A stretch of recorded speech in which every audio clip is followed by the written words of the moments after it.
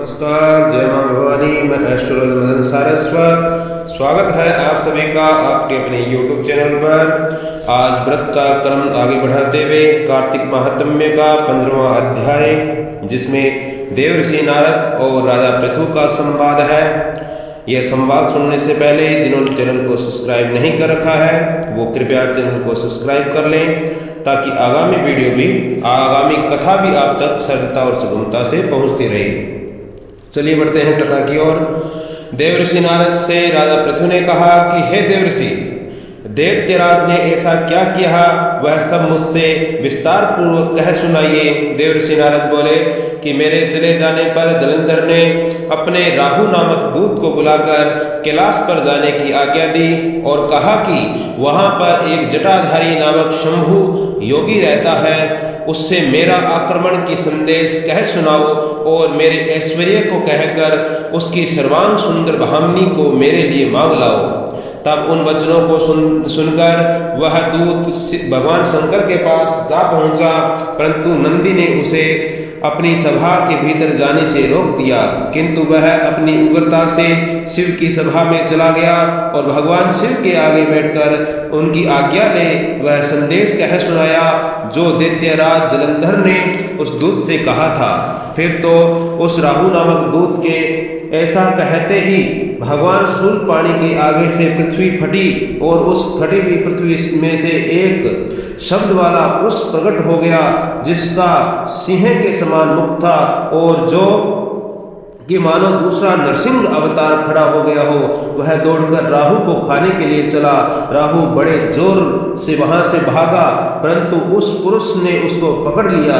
उसने शिव की शरण ले अपनी रक्षा मांगी। शिव जी ने उसे पुरुष से राहु को छोड़ देने के लिए कहा, किंतु उसने कहा कि मुझे बड़े जोर से भूख लगी है, मैं इसको खाऊंगा।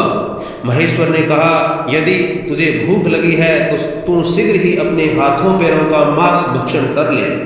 शिव जी की आज्ञा पाकर वह पुरुष शीघ्र ही अपने हाथों पैरों का मांस भक्षण करने लग गया। अब केवल उसका सिर मात्र शेष रह गया था।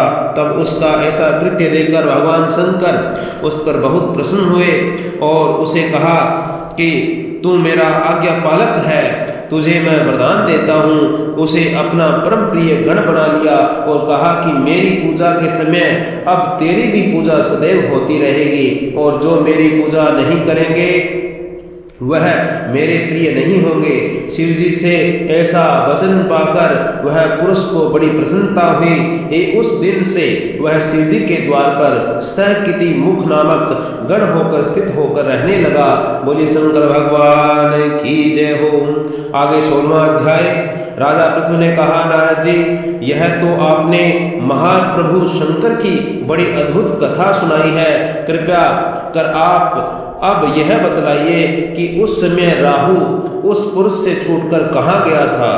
जब राजा पृथु ने देवर्षि नारद से ऐसा प्रश्न पूछा तो देवर्षि नारद ने कहा कि उससे छूटने पर वह ब्रह्म नाम से विख्यात हो गया और मानो नया जन्म पाकर उसने अपने आप को धन्य माना तथा वह धीरे धीरे जलंधर के पास आ गया।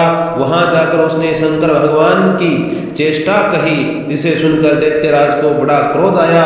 उसने सब दैत्य सेनाओं को बुलाकर आक्रमण के लिए सजाने की आज्ञा दी। कालनेमी और शुंभ निशुंभ आदि सभी महाबली दैत्य तैयार होने लगे। एक से एक महाबली दैत्य करोड़ों की संख्या से निकलकर एक युद्ध के लिए संबद्ध हो गए। महाप्रतापी सिंधपुत्र शिवजी से युद्ध करने के लिए निकल पड़ा। उसके आगे महर्षि शुक्र और छिन्न सिर राहु हुआ। फिर तो उसी समय जलंधर का मुकुट खिसक कर पृथ्वी पर गिर पड़ा। आकाश में मेघ छा गए और बड़े बड़े अपशुगन होने लगे। उधर इंद्र आदि सब देवताओं ने एकत्रित होकर कैलाश पर जाकर शिवजी भगवान शिव के पास पहुंचकर सारा वृतांत कह सुनाया और यह भी कहा कि आपने जलंधर से युद्ध करने के लिए जो भगवान विष्णु को भेजा था वह उसके वशवर्ती हो गए हैं तथा लक्ष्मी सहित जलंधर के अधीन होकर उसके घर में निवास करते हैं। अब देवताओं को भी उसके यहाँ निवास करना पड़ रहा है। अब वह सागर पुत्र आपसे युद्ध करने के लिए आ रहा है, अतएव आप उसे मारकर हमारी रक्षा कीजिए।